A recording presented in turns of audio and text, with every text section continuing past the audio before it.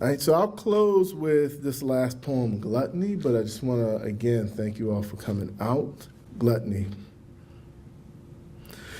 Combing the bargain bin, a woman who's not your wife brushes beside you asking if the Roy Hargrove CD you're holding is any good.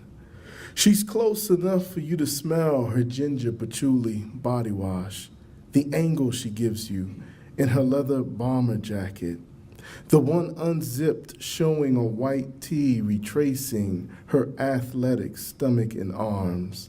The jacket with its collar flared makes her a bright blossom booming its honeydew-scented tune along her neckline.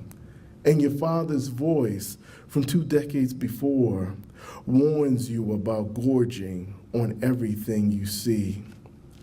You were 16 the first time he told you, when your hunger hovered like that summer at Myrtle Beach, sisters strutting the boardwalk beneath a honey barbecue sun whose sweet light made each of them a long stretch of marinade, a chromatic scale of flavors along which your tongue was burning to play.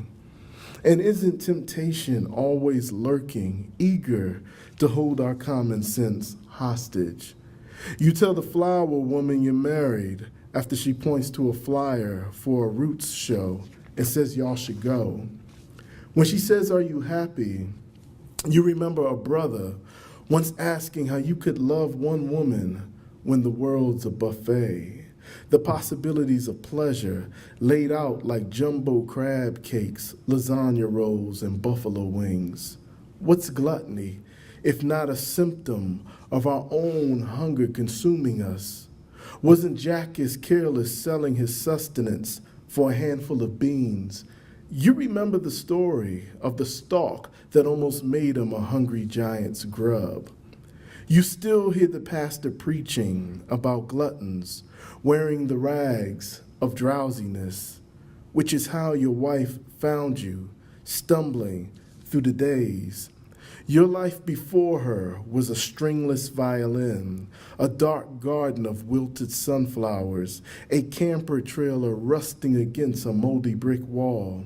You were once a city of power lines, boarded up clock towers, junked cars, and blazing drum barrel fires. What she saw in you, only her heart knows. Just like it knew you'd leave the temptress back at the listening booth, watching the automatic doors close behind you. At 16, you thought all there was to living was filling your appetite. Too young to know love is the everyday meal, that the lack of it kills quicker than the absence of food. Thank you.